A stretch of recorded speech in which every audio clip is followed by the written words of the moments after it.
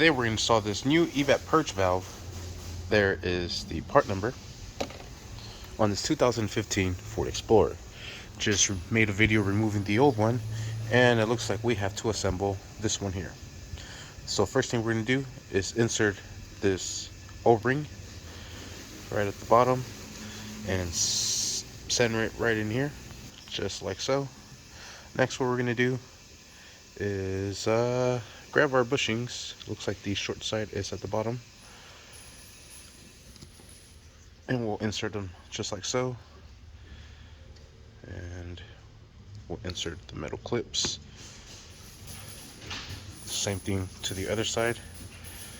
You want to make sure the smaller side is at the bottom, and just insert it, and then insert that metal clip right in here.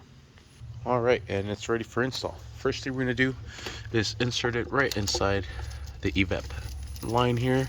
Then we'll secure this down, press this in, wiggle it back and forth, grab the two 8mm bolts that go there, and bring them down. Make sure you hand tighten them first to make sure they're threaded in correctly. Then we'll secure it down with the 8mm. Here we have it, secure them down. And you just want to make sure you secure these down nice and evenly. So do one side first, then the other. Sweet, and there it is, nice and secured. Perfect. Let's connect our pigtail, which is hiding right here. Connect that bad boy into place. Make sure it snaps into place. Let's put our cover back on. Simply slides inwards like so, and just line everything up.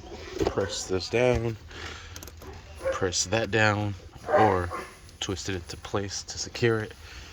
We want to secure this tab by pressing it in and securing the tab, and we are set. Sweet. Now we just got to fire it up, clear that check engine, and we're good to go. Alright, so it has a code for P1450. This could either be that purge valve, or there is a sensor release valve in the gas tank. We're going to try this one first. We'll put the cart onto the run position. We'll erase the code. We'll clear the code one more time because I don't think it registered. Alright, so let's clear it, erase it, done. Let's fire it up. Check engine light is off, engine fires right up. Now we just got to drive it. Hopefully that takes care of that. Sweet. Thank you for watching. Please like, subscribe. One thing I would like to mention, one way to check these, if these are bad, this is a one-way check valve. So when it's powered off, it should stay closed. When it has 12 volts coming through, it should open up. So there should be no air flowing through on either side. So there you have it. That is one quick way of checking to see if this is bad. This is bad. Thank you for watching.